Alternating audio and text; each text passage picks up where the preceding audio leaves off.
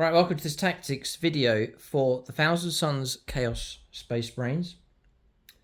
There's two key units on a Thousand Suns army. That's Magnus the Red and Rubik Marines. Very contrasting units. One's sort of your ground infantry, slower moving unit. The other one is the dazzling Magnus the Red himself. I think if you can master these two on the battlefield, the rest of the army can support them in what they're doing. I found that with the games I've played recently. These are the two pivotal units for my Thousand Suns force, and so I want to take a bit of time just to explain all the hints and tips and tricks, loadouts, war gear, tactics, roll up some dice as well, just to demonstrate how these work, and then hopefully you can take those tactics and use them in your own games of 40k. For discount 40k, it's gamingfigures.com. Perhaps you want to start collecting Thousand Suns, then go to your discount retailer, so link below for them. If your order's large enough, they'll give you extra discount at checkout as well, and you can tap into free postage across the UK on your orders also. So gamingfigures.com, link below. You'll also see a link for their Facebook page if you're in the middle of England, Middlesbrough sort of direction. You can pop in and visit them. They have a great store, great gaming area there, and events and so on at gamingfigures.com. So we'll go with Rubik Marines first of all. Perhaps you think, well, what's so great about them? They're just standard Chaos Space Marines. And they do have sort of a standard Space Marine stat line. Perhaps the only difference really is the 5+ invulnerable save. But what you have is a unit that's exceptionally effective, or can be exceptionally effective for their firepower. So I'm not going to go through all the stats for these, but I played one game with them. I gave them all the usual bolters, just for their longer range firepower. Which is the Inferno Bolt gun, range 24, 2 shots, 3 hits, strength 4, -1, 1 damage. All quite standard. But then immediately saw the need to switch to Universal Flamers for the entire squad. So use your squad of 10. If you like the look of my Rubik Marines, I'll just bring them up here so you can see. Then there's a tutorial for them on the channel. It should be linked below in the video description. They are tedious enough to paint, there's no doubt about it. But the tutorial shows you some tricks that you can do just to speed things up, but still keep the effective colour scheme. Here's one of the Exalted Sorcerers, fantastic kit. So many different options and loadouts you can go with that one. So the combo that I'm going forward to demonstrate in this game is 10 Rubik Marines, and they're joined by an Exalted Sorcerer, so he'll go in with them, so it's a squad of 11 models. The Rubik Marine loadout then that I'm going to use in this example is you get the Soul Reaper cannon at 6 shots, so you can pick up devastating wounds or 6s to wound, which is handy enough. You've got the squad leader who does have Warp Smite, a bit of extra potential devastating wounds there, just 2 shots, 3s to hit, strength 4, -3, 1 damage. Devastating wounds though, anti-infantry 4+ as well, so 4s on infantry will give you that devastating wound. Just the 1 damage, a little bit of extra firepower. But I then give him a Warp Flame Pistol. I then also give him, or give the rest of the squad Warp Flamers. That's the other 8 models to get Flamers. So now you've got a wall of flame potentially with these. The downsides, which may put people off, is that these move 5, not so fast, and their Flamers are only range 12. But 10th edition is all about the middle ground. And so if you're manoeuvring into the middle ground, you're going to find the opponent there as well. And so range 12 isn't so bad. You're often going to find targets within range. And it's not just range 12, you're adding 5 to it. So it's actually a stretch of 17 inches. And one of the first tricks that you can pull out is to use carbal points. 5 carbal points is quite affordable. And that's move again. Fantastic. And there's no penalty to your shooter or anything, you just get to move again. You can't charge, but the intent's not really to charge with those. It's more for firepower. So now you've got a move of 5, +5, and then 12 on top of that. So now you've got a stretch of 22 inches, and that is far enough up the table. So we have got a bit of stretch, a bit of range, a bit of stretch of these, that's fine. Durability, there's a lot of wounds to get through. The Exalted Sorcerer joining them will give your Rubik Marines a 4+ invulnerable save. So you've gone from 5+ to 4+, so half of that real heavy damage coming through, you're going to block it with 4+. That's really going to add to their durability. The other reason why I take him is at the start of your command phase, you roll a d6. On a 1, you'll take d3 mortal wounds, happens occasionally. Usually you're going to roll a 2 to 5, that's going to restore a model to play. If you roll a 6, you'll get 2 models back, and that happens occasionally as well. So you can take, lose half the squad. I've had a situation where I've only had 1 member of the squad left, and then by the end of the game I had about 6 members of the squad just by rolled a 6 a couple of times and then restoring some models. Built the squad back up. Tactically and game-wise, that's such a handy thing to have, being able to restore models and build up the strength of the unit. So these are able to absorb damage, block damage, and then repair damage as well. So you've got yourself a unit that is tough enough on the table. If you really, really want to protect someone, I've actually done it. You've got command reroll to try and protect, stop damage coming through. You've also got Weaver of Fates, which is reroll a failed saving throw just for 2 cardboard points.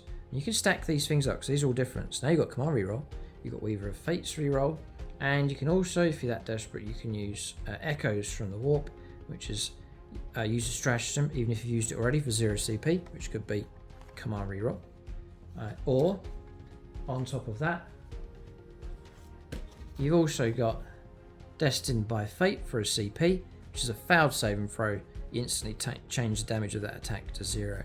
So you find yourself in a situation where you really need to keep these alive for whatever reason. There's a stack of abilities that you can use for rerolls and blocking damage from coming through.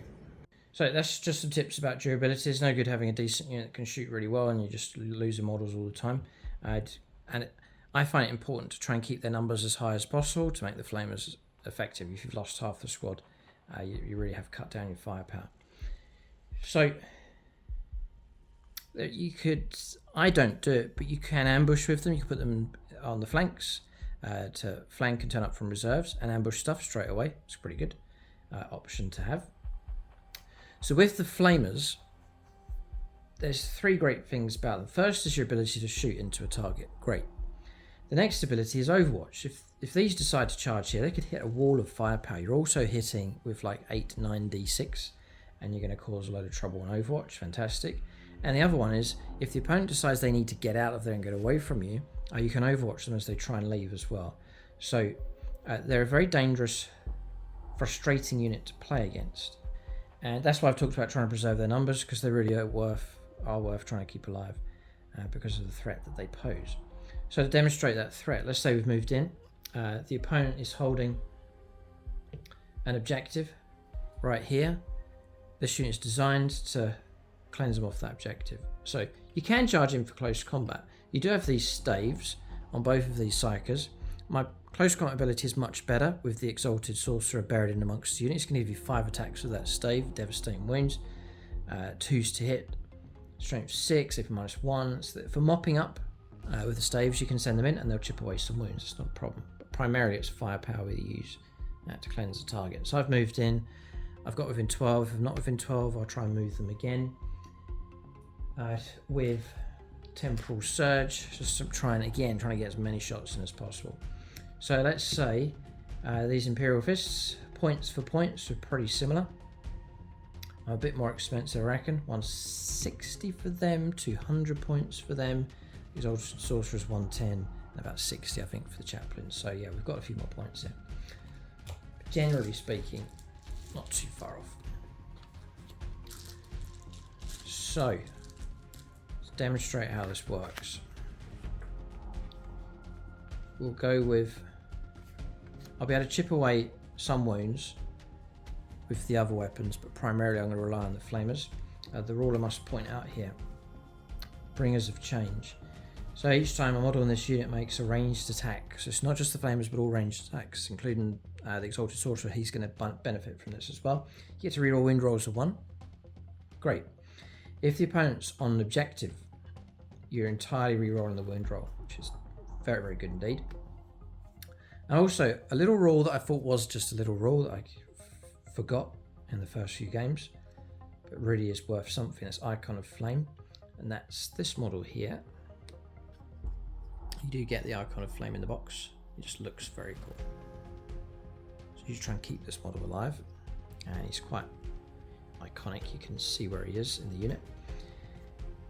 Each on the bearer's unit makes a ranged attack. If a critical wound is scored, you roll a 6 to wound, then it's an extra AP -1. That makes all the difference, especially against things like Space Marines, as we shall see. So we'll go with the Flamers first of all. Yeah, we'll go with the other stuff. So the first thing I'm going to do is fire Astral Blast. That's coming from the Exalted Sorcerer. So it's D6 attacks. 6 attacks, right, okay. It is blast, so I'm going to extra 2. So it's actually 8 shots. This is really good news when this happens after a real good start. 2's to hit. I'm going to say that I've chosen...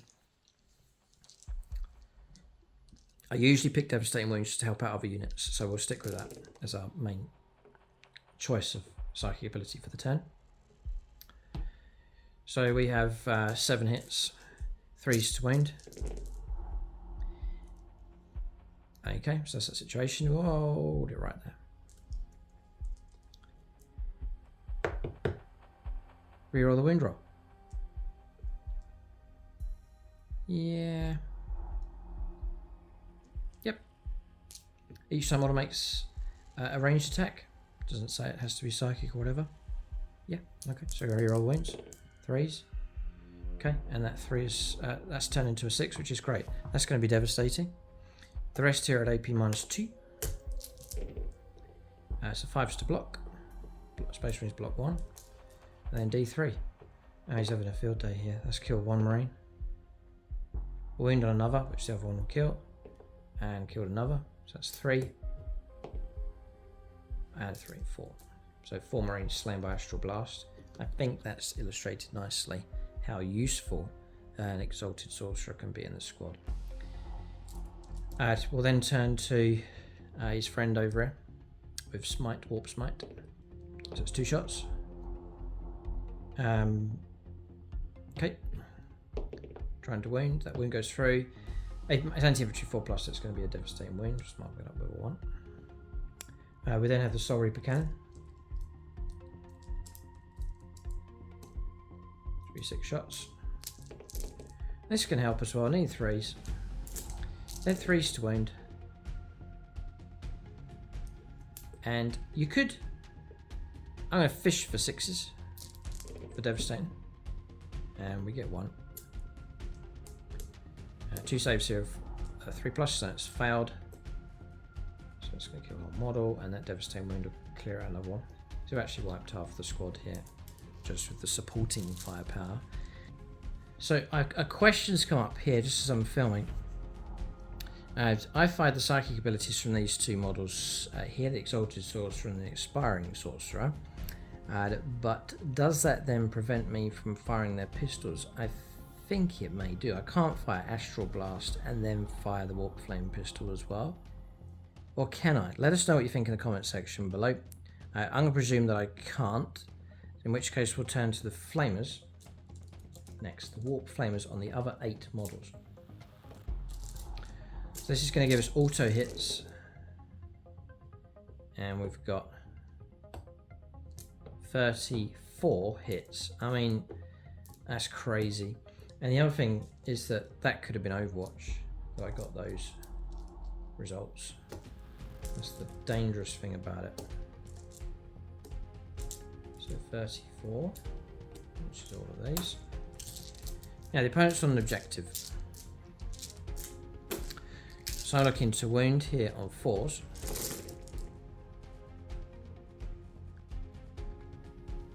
I'm going to separate out the 6's.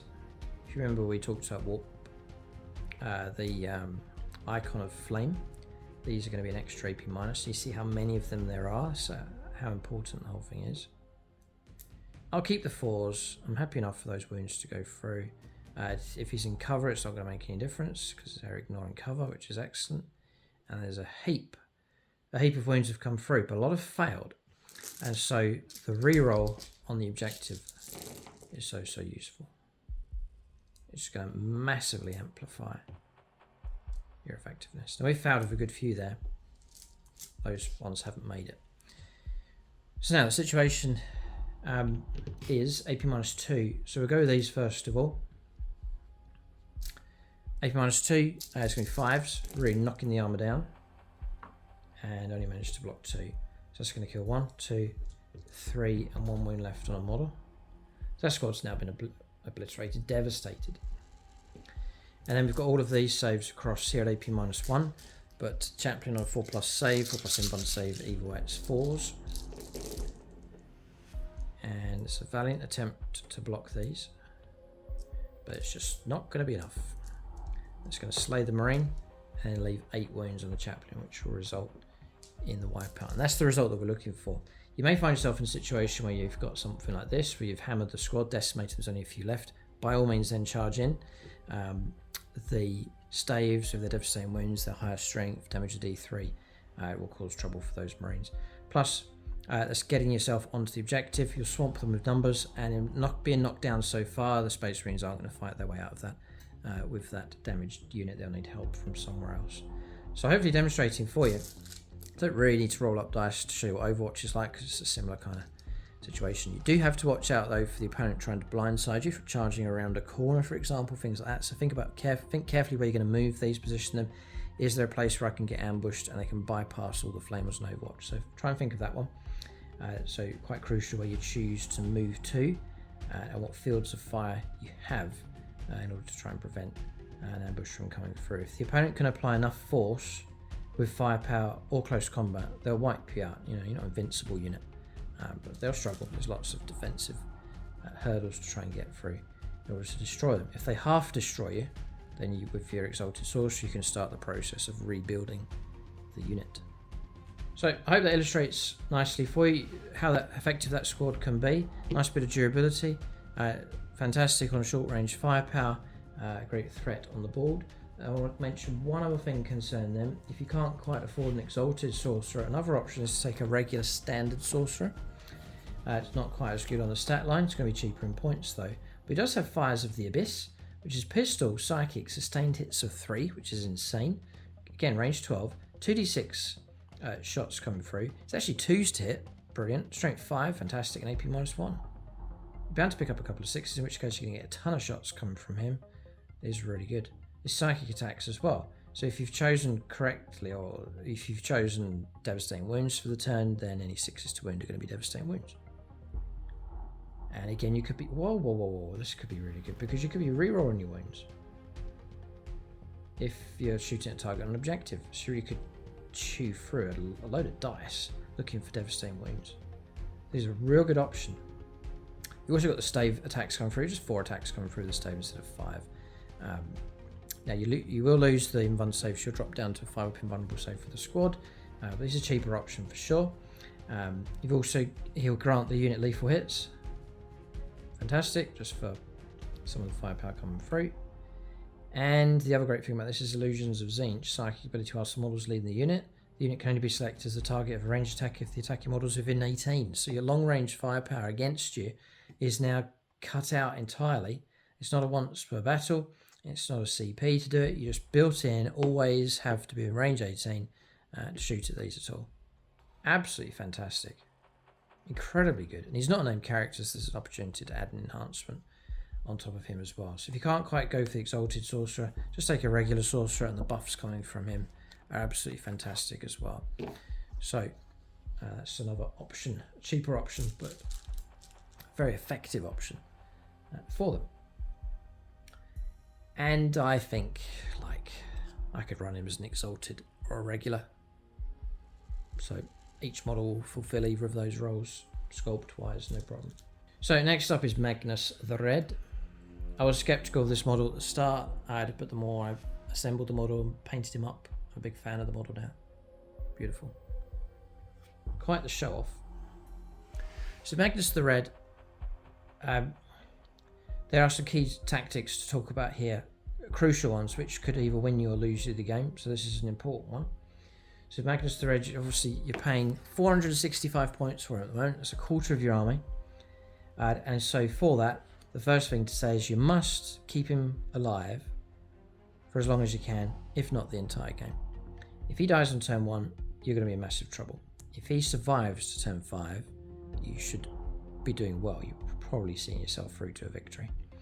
So Magnus the Red, he does have the stat line to be durable, but any unit that gets caught out can be destroyed.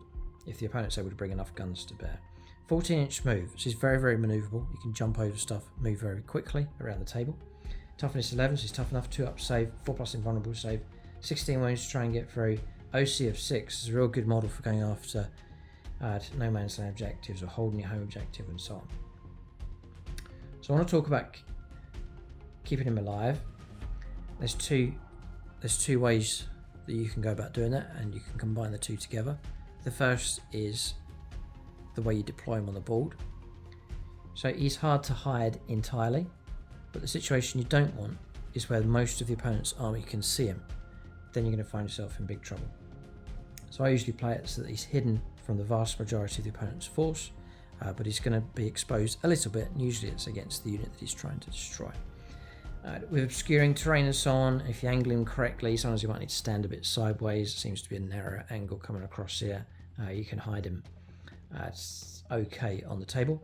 If you can't hide him, you think the table is way too exposed, or whatever the situation is, you can put him into reserves. You can walk him onto the board on an edge, where he does have the deep strike ability, so you can bring him in. I usually always try and start him on the table, so he's able to react straight away and get on with something, and he's also able to generate you carbal points straight away at the start of a turn. So positioning and hiding is crucial. It really is so important. And the other one is his layers of defense. So he's tough, he's got 2 up save, and he's got 4+ invulnerable save. Then on top of that, you've got, I've mentioned it already with these, you've got the command reroll. Say you've been hit by a las cannon and you failed your 4+ invulnerable save. You've got the reroll, which you can do through the command reroll. You can also use carbal points. 2 carbal points allocated will give you a rerolled failed save and throw, and that can be as well as a command reroll. So you could have 2 las cannon hits that have got through the armor. You could command reroll one, and then carbal points, Weaver of Fates, reroll the other. You've also got Echoes of the Warp, which is your 0 CP. Reuse stratagem even if you've used it already. Another one. And the other one, which is worth always keeping in your back pocket and keeping spare CP, is Destined by Fate. If you fail a save and throw, you just change the damage to 0 straight away and just bypass any damage at all coming through. So you've got your hiding, your tough, your invuln save, and then you've got a stack of little extra things that you can do. Carbal points, stratagems, command reroll, all those things just to keep the damage away, to keep shrugging it off, to keep the wounds off of him. Because once he takes damage, I think he keeps it, you can't get it off again. So it's better just to try and deflect that damage as much as possible. So always try and keep a couple of CP available for Magnus to prioritise him. If he's super safe on the battlefield, then you can use those points, those command points elsewhere on the table. But usually always try and have 1 or 2 CP always available for Magnus. So that if he does get caught out and you need him to survive something, then just start using those abilities just to try and deflect damage. So you've got to keep him alive, and so that's the first thing. Next, I'll mention close combat, not really going to exhibit it here. Blade of Magnus, you can strike, strength 7 attacks, 2 hit, strength 16, AP -3 and 3 damage. It's okay. If he rolls really, really well, you can take out something like this vehicle, the Dreadnought, but it's not. It's just okay. It's good, but it's not as devastating. Plus, when you move out into close combat, that's usually further up the board. There's usually other enemy units nearby. It's increasing your chances of being ambushed, increasing your chances of getting caught out and destroyed, which you don't want. You don't want him getting caught out and the opponent just taking him out of firepower in close combat. It's better when he lurks and holds back. The opponent struggles to bring guns to bear, can't reach him in close combat. It's a much healthier situation to be in. And thankfully for Magnus the Red, I rate his firepower much higher than his close combat ability. And that's what we're going to look at, roll up some dice for next. And again, there's some key tricks of this as well. So you have 2 avenues of shooting, and you can use both because he's a monster. What I would always say is if you want extra shots, then at the start of your turn, remember to use sustained hits for your Thousand Suns ability for the turn. Or I usually choose Devastating Wounds because it's going to help out other units on the board with psychic weapons that don't have Devastating. And for Magnus, the Gaze of Magnus does have Devastating, but Tzeentch's Firestorm does not, and that can be crucial much prefer to have both of those weapon options as devastating wounds if I'm taking on a heavier target like this. So yes, the Gaze of Magnus, which does have devastating wounds, psychic ability, range 24. So usually if you check out the battle reports, you'll see him operating at holding further back and then looking for targets within 24 and then trying to go one-on-one. So he sees a dreadnought, he maneuvers, jumps into position, and he fixes his gaze on this to destroy the situation. So Gaze of Magnus, you've got 3d3 attacks, so between 3 and 9 attacks. 2s to hit, strength 9. Dreadnought though is toughness 10, so you've got 5s to wound here, it's not so good. AP minus 2, 3 damage. So yeah, I want to illustrate that here. We'll see if this, just to show you. So 3d3, this is terrible, it's 3 shots. Let's say I've got average, right? We'll say I've got 6 shots. I'm looking for 2s to hit, and this is illustrated nicely already. 2 1s, already got down to 4 hits. I'm trying to wound. 2 come through, and I rolled 2 6s, so that's quite exceptional. Devastating wounds from that, so that's 6 damage. But most of my attack has failed. Then Tzeentch's Firestorm is d6 plus 3, 9, typical. The dice, so volatile, 2s to hit all of them. And then it's going to be 6s to wound, and I've got 2. Alright. So that's enough to cause 10 damage. That's not too bad. I have 2 wounds left. But I'm relying on those 6s coming through, and it's very volatile. You might get none, you might get 1, and it's just not quite enough to take the target down. The ideal situation is you just wipe the target. So to improve that, and again, just to emphasize, I just rolled quite above average there. I've got some fluke extra 6s coming through. But I really want to try and do a much more efficient job. So to do much better, there's 2 things. First is a rule here called Lord of the Planet of the Sorcerers. So whilst for any 1,000 tons psychic units within 6 inches of this model, and that's going to include himself, so include himself within his own bubble, each time model that unit makes a psychic attack, it's +1 to the hit roll and +1 to the wound roll. And it's not going to help us with our 1s that came through earlier on, but with our wound roll is going to help. We're going to go from 5s to wound to 4s to wound and 6s to wound to 5s to wound. So that's really going to help us out. And there's another thing as well, which is a stratagem. Remember I talked about keeping a command point or 2 spare always for Magnus. We have one called Devastating Sorcery. For 1 CP, game-changing stratagem for Magnus. In your shooting phase, 1,000 tons psychic unit from your army. When you shoot, you can re-roll the hit roll, so we get rid of those pesky ones, and you can re-roll the wound roll. And that's the crucial part here, because now you can fish for devastating wounds. That makes him dangerous against everything, as I hope to illustrate. So we'll now shoot again with these abilities in mind, and I've paid my CP for the stratagem. Now the great thing about devastating wounds is the opponent can try and pull off all the shenanigans they want, hiding behind cover, armor of contempt, all those frustrating things that Space Marine players can do, but devastating wounds will bypass all of that. The only thing that's going to help stop it is going to be feel no pain. So 3d3 attacks. I hope this works out for you here, just to illustrate. 6 attacks, but average. So 2s to hit, re-rolling 1s, or re-rolling the hit roll. Alright, still got a 1, but we've turned one of those into a hit. So now I'm going to try and wound, not on 5s, but on 4s. 666. And then what can really help me out is re-rolling the wound roll.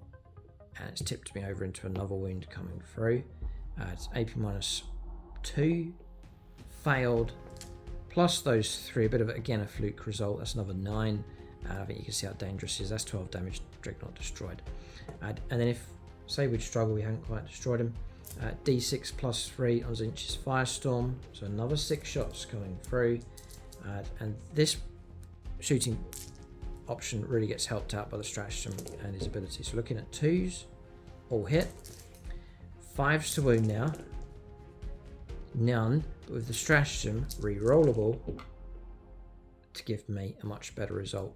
We've now got a wound come through,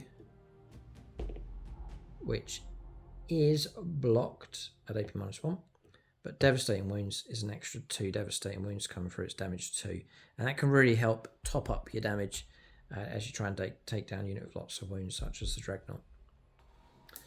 So we'll go one more time. Usually you're getting great results with this. 3d3. Okay, so 5 shots this time. 2s. So we'll now try and wound. Needing 4s. Instead of 5s, I'll keep those 4s and then I'll reroll these. Okay, so those come through. -2, 4-ups. And block 3. Well done, the opponent's done well here. So 3 damage does come through. Let's drop it down to 9 wounds left. Then d6 plus 3. 5 shots, we're going to struggle now. 2s, reroll. And then we're going to fish for 6s. None, the reroll for the stratagem. And okay, so it's helped demonstrate. It's been a struggle this time around. I've got 2 saves here, 3+. Both are saved. These mortal wounds go through, so another 2, knocking him down to 7. That was a terrible round of shooting. You're not guaranteed every time to do well. I think it's justified in going one more time. So 3d3. So 7 shots this time, it's much better. I'm hoping to point at a target and cause trouble for it. Looking for 2s. We've got the stratagem, I'm going to reroll. Hit roll. All of them have hit. I'm now going to go for 4s to wound.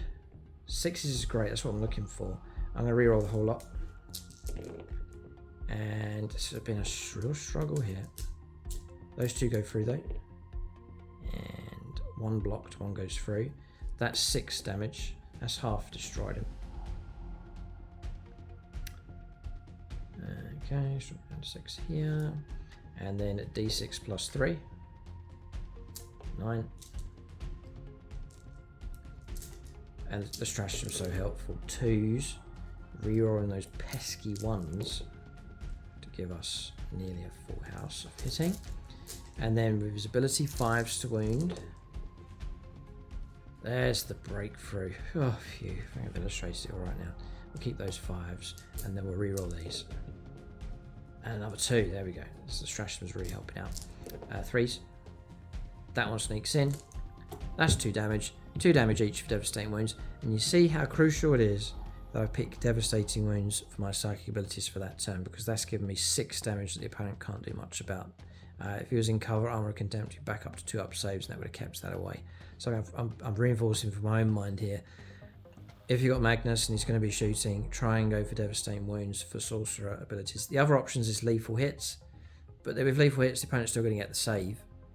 And then with sustained hits, yeah, you can pop a few extra hits, but if the opponent's making saves on 2-ups, then it's much better to try and fish for those devastating wounds which bypass everything. So it really has confirmed things for me, even with this video, just to make sure it's devastating wounds as preferable, because you can just fish for those 6s and then just bypass the toughness, armor saves, and so on. So I hope that's illustrated Magnus the Red for you. I think his firepower is dangerous enough. It may well be worth having his firepower available to usually destroy or strip away most of the wounds for a target, but also have another unit nearby.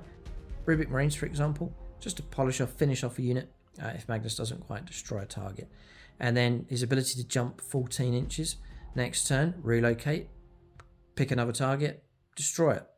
Relocate, pick another target, destroy it. That's the best game plan, I think, for him. Not to take on the opponent's army by himself, not to be a distraction, Carnifex, and just, everyone shoot at me, because he'll get gunned down, but instead, move sensibly, conservatively with him, keep him alive, use all the tricks, and then unleash devastating firepower from one turn to the next. He's got OC of 6, he'll camp out on objectives for you.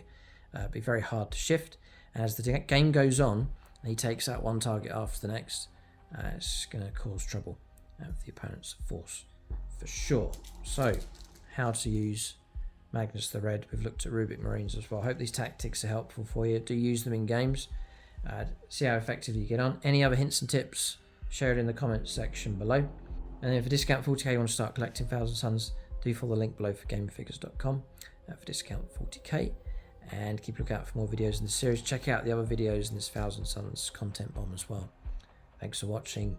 Tune in next time.